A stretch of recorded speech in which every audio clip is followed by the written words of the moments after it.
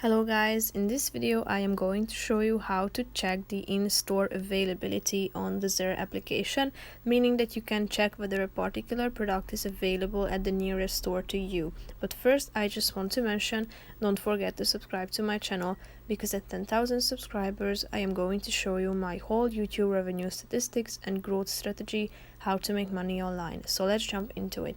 First of all, open the application on your phone, then tap on the search bar, search icon that you can see down below. Now tap in the kind of product that you are looking for, then select the relevant one, tap on it, scroll down to the in-store availability option and tap on the plus icon.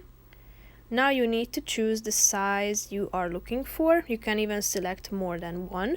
Then you should press the button check availability. Now you should type in the town you are living in and the store in which you would like to purchase this product. And now you can see that at this store, which is the closest to me, this item is available in this three sizes that I was looking for. So that's pretty much it for this video. I hope you found it helpful. If you did, consider subscribing and see you in the next video. Bye bye.